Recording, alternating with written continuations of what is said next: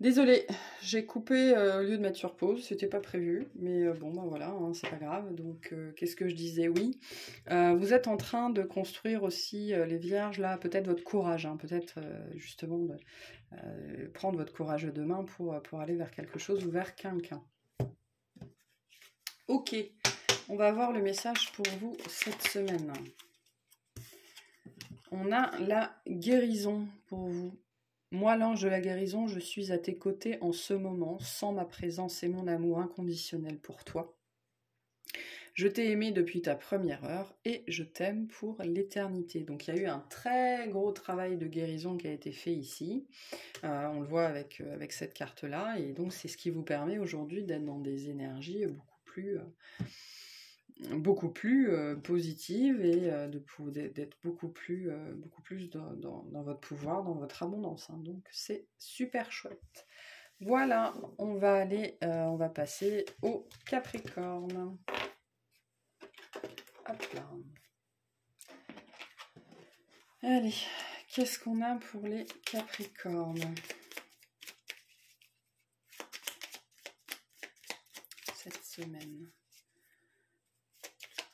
Pourtant, j'avais bien mis sur pause, hein, normalement. C'est pas très grave. Capricorne. On a le soleil. Et bien, décidément, je ne sais pas ce qu'il y a au niveau de astrologique, astronomique pour les signes de terre, mais vous êtes gâtés, hein, les trois, là, c'est super comme énergie. Abandonne les masques que tu portes pour être aimé et manifeste ta véritable personnalité. Autorise-toi à faire rayonner ta lumière et offrir au monde ce que tu as de plus beau. Donc vous êtes dans des énergies solaires cette semaine, vous, les Capricornes. C'est le renouveau, c'est le printemps, le retour du soleil. Il commence à faire jour plus tard. Le soleil repointe le bout de son nez. Il commence à faire un petit peu moins froid. Vous avez envie aussi, justement, de profiter de votre place au soleil. Ou juste d'être heureux. Hein. Et donc, quand on a envie d'être heureux, ben, en général, c'est qu'on commence déjà... quand on sait qu'on peut être heureux, c'est quand on commence déjà à pouvoir manifester soi-même dans sa vie... tout seul comme un grand, ces énergies-là. Alors, qu'est-ce qu'on a pour vous cette semaine?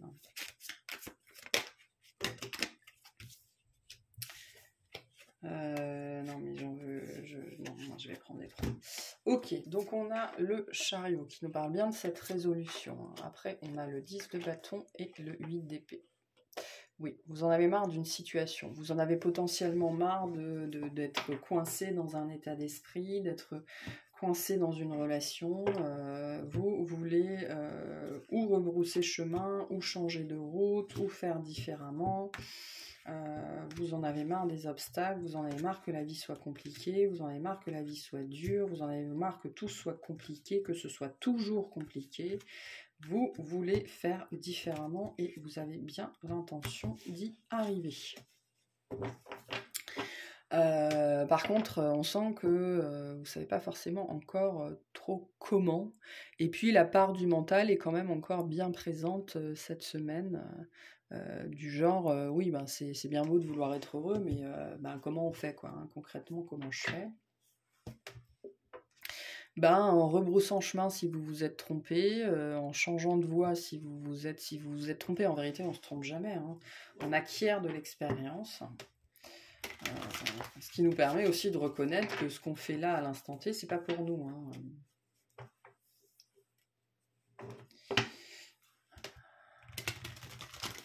Alors, est-ce qu'on peut préciser le chariot, s'il vous plaît? Vous avez peut-être justement un déplacement où vous n'avez pas envie d'aller et vous vous forcez à y aller. Hein. Pourquoi, je ne sais pas. Sans doute parce que, on me dit à cause de l'étiquette ou quelque chose en particulier. Mais bon. Alors, sur le chariot, on a le 2 d'épée, le page d'épée et la reine de bâton. Il y a quelque chose que vous n'avez pas envie de faire. Quelque chose que vous n'avez pas envie de faire du tout. Du coup, vous tâtez. J'y vais pas. Je fais ça, je fais comme ça. Oui, non, noir, jaune.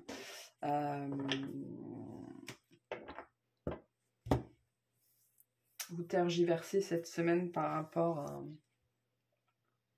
peut-être par rapport à votre travail, par rapport à une femme ou à un supérieur, quelque chose comme ça. Vous avez très envie d'aller vers quelque chose, d'aller vers quelqu'un, de poser une action. Pardon. De poser une action.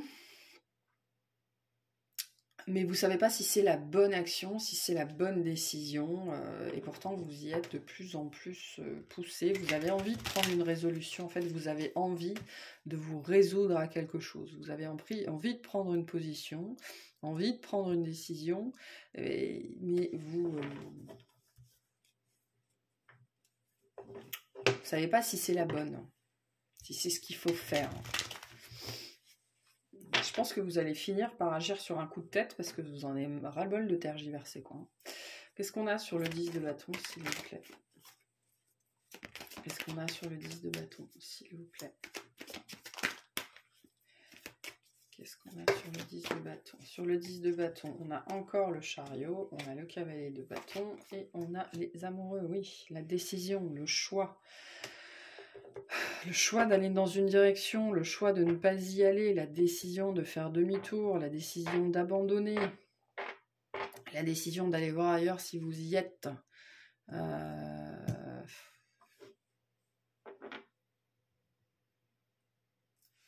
Vous êtes poussé par quelque chose, vous êtes poussé par votre cœur, par votre âme, par votre intériorité, par le fait que vous ne vous sentez pas bien quelque part, et quand on n'arrive pas à se décider par rapport à quelque chose, c'est bien qu'il y a un truc qui ne va pas, il y a un truc qui bloque. Donc peut-être aussi, parce que avec 2 fois le chariot et le cavalier de bâton, ça nous dit que vous avez un mouvement à faire, vous voulez peut-être aller dans une direction particulière, mais vous êtes tiraillé par l'illusion, tiraillé par l'angoisse, tiraillé par cette notion de est-ce que c'est vraiment la bonne décision? Il n'y a pas de bonne ou de mauvaise décision, il y a l'option qui vous attire le plus.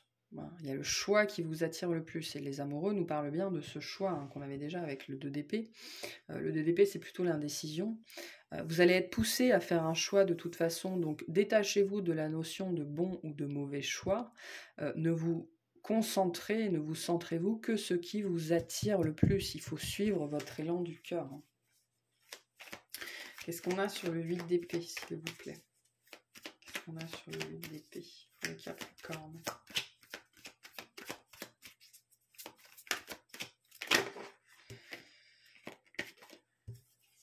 J'en ai trop. Il y a beaucoup de prise de tête là, quand il y a une décision qui doit être posée, qui doit être prise. Donc détachez-vous du bon et du mauvais. On a le cavalier de denier, l'empereur et le 8 de denier. C'est une situation qui traîne, il y a une situation qui traîne depuis un certain temps, justement peut-être à cause de ces notions d'empereur, peut-être des notions de responsabilité, vous vous sentez obligé d'eux, responsable d'eux, tout ça, tout ce registre-là.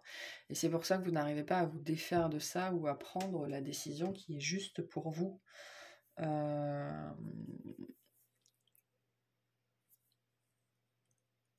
Ça peut nous parler de quitter un travail aussi parce qu'on s'y sent pas bien, mais vous avez des obligations familiales ou des choses comme ça.